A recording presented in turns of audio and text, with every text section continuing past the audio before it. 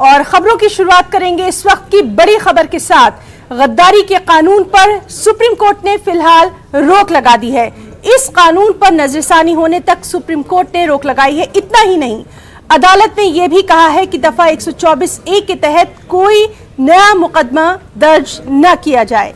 गद्दारी कानून के तहत जेर इल्तिवा मामले जो के त्यों रहेंगे। इन मामलों में कोई भी कार्रवाई नहीं होगी। इस केस में जेल में बंद मुल्जिमीन जमानत के लिए अदालतों से रुजू भी हो सकते हैं। दफा 124(a) की आईनी हैसियत को चैलेंज करने वाली अर्जी पर समाअत के दौरान हुकूमत का मौक़िफ़ पेश करते हुए सॉलिसिटर जनरल तुषार मेहता ने कहा कि इस कानून पर रोक न लगाई जाए, ये दुरुस्त तरीक़ेकार नहीं होगा। उन्होंने एसपी या इससे आला ऑफिसर की मंजूरी के बाद गद्दारी की दफात के तहत FIR दर्ज करने की बात भी कही। मुकदमा दर्ज करने की हिमायत में पुलिस अफसरान माकूल वजूहात भी कलम बंद करेंगे। Very well. Now, with the matter coming up to the court wanted to examine it, and now the government has, of course, said that it will re-examine it. But while a matter is under re-examination, whether it should be stayed or not is a very big moot point, because ultimately it puts to naught a valid piece of legislation. Ultimately, if something is revised for whatever reasons, that's another matter. But generally, the practice has not been as such. And I will, for example, let me talk to you about triple talaq. Now, when triple talaq was under consideration by the court, it is not as if the proceedings had been stayed or any action had been taken or any directions given. So normally it would be better for time to wait as far as the petition is concerned or the judgment is concerned or the issues concerned or the government reconsidering, because it will create so much confusion. You have matters which are pending. What will happen to those matters? What will happen to people who are in jail? What will happen to people who have bail? What will happen to cases where there is multiple charges of 124(a) and other charges? I mean, there will be chaos. So normally the traditional situation has been possibly not to consider passing any kind of orders or directions in the meantime. Finally, whatever happens, of course, it's another matter. Well, it seems that the Supreme Court has left that up to the district courts, and that will again create, as I mentioned, some anxiety and some confusion, because there is no universal statement as such or universal direction by the court to say do it in this fashion or that fashion. So if discretion is to be exercised, in what manner the discretion will be exercised is a very big question mark. And that is the reason I say that normally in such matters it would be better to wait for the reconsideration or the judgment of the court before any such orders may be. देखिए, जो order अभी सामने सुनने में आया है कि साहब सेक्शन 124 की 124(a) की एप्लीकेशन पे स्टे लगा दिया है। इसका मतलब ये है कि जो 528 जो स्टेट प्रोसिक्यूशंस हैं सेडिशन के लिए, उनमें जितने भी डेटिन्यूज हैं उनकी इमीडिएटली इंटरिम बेल अदालतें दे देनी चाहिए, क्योंकि जब प्रोविजन पे ही स्टे लग गया तो एक्यूज्ड कस्टडी में क्यों रहे। तो ये कदम इमीडिएटली जो है उठाने चाहिए, और जहां जहां मुल्जिमों के केस हैं, चाहे हाई कोर्ट में अपील में है या ट्रायल कोर्ट में है, उनको इमीडिएटली आज शाम तक या जैसे कल शाम तक इन सारे एक्यूज लोगों को इंटरिम बेल देके मुचल के लेके छोड़ देना चाहिए, जब तक सुप्रीम कोर्ट इस इशू को सेटल करे। जहां तक हमारा मानना है, हम कई सालों से अदालतों में इस बात की बहस कर रहे थे, पब्लिक में बहस कर रहे थे, आपके समक्ष बहस कर रहे थे कि साहब जो सेडिशन का लॉ बनाया गया, ये अंग्रेजों द्वारा बनाया गया कि साहब जो आजादी से पहले आजादी का नारा लग रहा था, और साहब देश को आजाद करने के लिए जो लोग काम कर रहे थे, जो लोग लेख लिख रहे थे, चाहे वो मीडिया में हो, चाहे वो प्रिंट में हो, चाहे वकील हो, चाहे पब्लिक स्पीकर्स हो या पॉलिटिशियंस हो, ये उनको दबाने के लिए कानून बनाया गया था। ये हमारा दुर्भाग्य है कि आजादी के बाद में और कॉन्स्टिट्यूशन के आने के बाद में भी ये गलत कानून जो है IPC में रहा।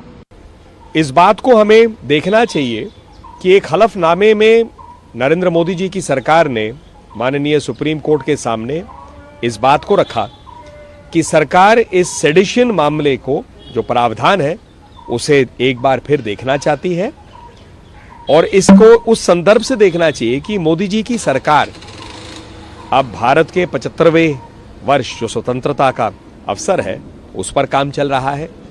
1500 ऐसे पुराने कानून हैं जिन्हें हटाया गया, जिनकी आवश्यकता नहीं थी, और सरकार जो है निरंतर रूप से मोदी जी की सरकार इस प्रयास में रहती है कि भारतीयों का फायदा हो, आगे देश बढ़े।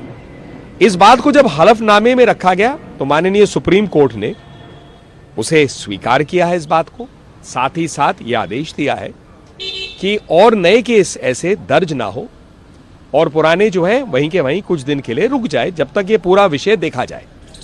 ये भी बिल्कुल उचित ही है क्योंकि कानून की जो प्रक्रिया है वो राज्यों में होती है। इस प्रावधान को लगाने का जो अधिकार है वो भी राज्यों के पास है, राज्य पुलिस के पास है, और इसीलिए अब हर राज्य पर यह मान्य हो जाएगा। और पूर्ण रूप से देखें ये बहुत एक सकारात्मक सोच है जो सरकार की तरफ से पेशकश हुई और माननीय सुप्रीम कोर्ट की तरफ से इसे स्वीकारा गया है। There are things which is called Lakshman Rekha. All the organs of the state must respect each other and also to practice our respect in letter and spirit. Whatever we say, whatever we do, we have to ensure that we respect the provisions of the Constitution of India as well as all the existing laws. What are the options right now before the government now that the court has gone ahead, despite your affidavit, gone ahead and blocked the law? I have not seen the report or I have not heard the judgment yet. I am coming out of the program right now. Thank you.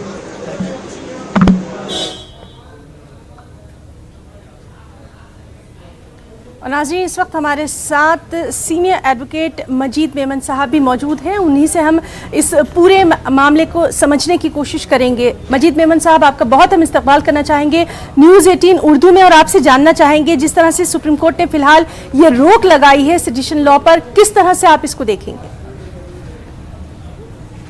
देखिए, ये कानून जो है British के ज़माने में बनाया गया था जब आज़ादी की लड़ाई अपने उरूज पर थी, और इसका मकसद सिर्फ यही था कि ब्रिटिश के तख्ता पलटने के लिए अगर कोई कार्रवाई करता है तो उस पर इसके कानून लागू किए जाएं। और आज़ादी के बाद और आइन के आ जाने के बाद इस कानून की कोई जरूरत नहीं थी, लेकिन पिछले 70-75 साल में आज़ादी के बाद हमने इस कानून को भुगता है जी। पिछले कुछ दिनों में ये देखा जा रहा है कि इस कानून का बहुत ही ज्यादा नाजायज इस्तेमाल किया जा रहा है सरकारों की तरफ से, चाहे वो मरकज की सरकार हो या फिर रियासतों की सरकार हो। और इस पर सियासी तरीके से इसका गैर इस्तेमाल जब होता है तो इससे शहरियों के लिए एक खतरा सा हो जाता है और आज़ादी खतरे में आ जाती है, और आइन की जो दूसरे हुकूक हैं वो पामाल हो रहे हैं, और इसके दुरुपयोग की वजह से, इसको नाजायज इस्तेमाल करने की वजह से बहुत ही ज्यादा लोगों में इख्तिलाफ पैदा हुआ है। सुप्रीम कोर्ट ने काफी समय से ये बात कही है कि इस कानून के बारे में दोबारा गौर करने की जरूरत है। आज से 60 साल पहले 1962 में जी सर 1962 में इस कानून को 1962 में फैसले के जरिए नजरसानी सुप्रीम कोर्ट ने की थी, और अब मैं समझता हूँ कि सुप्रीम कोर्ट का भी ये मानना है कि इस कानून की जरूरत नहीं है। सरकार ने पहले तो कुछ थोड़ा सा हिचकिचाहट बताई कि इस कानून को उस पर नजरसानी करने की कोई जरूरत नहीं है।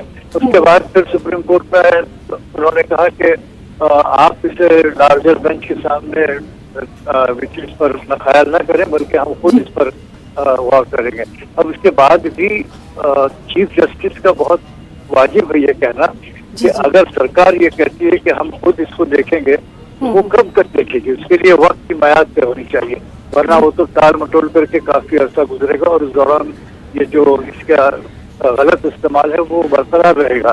तो सुप्रीम कोर्ट का ये मानना है कि जब तक कि आप इसे रिव्यू नहीं करेगी सरकार, तब तक के इस कानून को सस्पेंड कर दिया जाए। और मैं समझता हूँ कि और जितने गिरफ्तारियां बंद हों, क्योंकि हमने देखा कि हिंदुस्तान में कई जर्नलिस्ट, एक्टिविस्ट, लॉयर्स, इन सबको इसका शिकार बनाया गया है।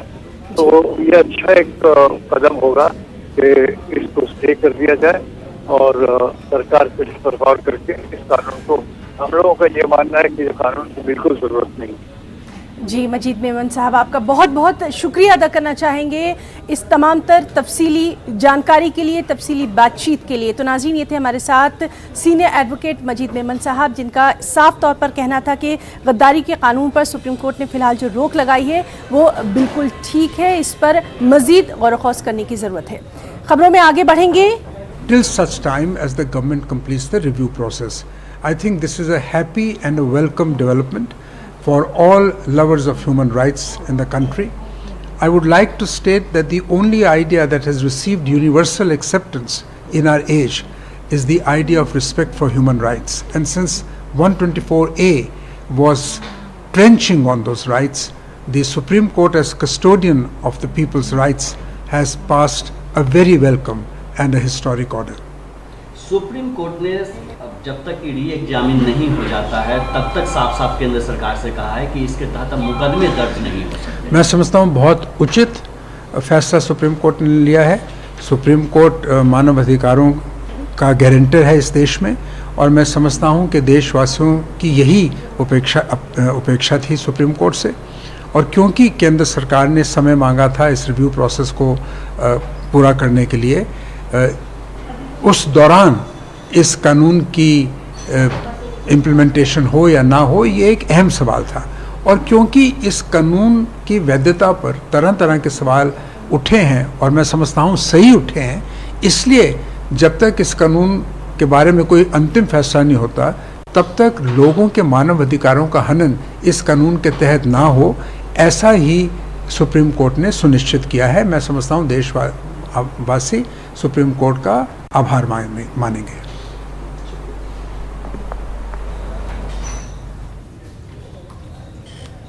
फिलहाल रुकना चाहेंगे एक छोटी सी ब्रेक के लिए, चल लौट।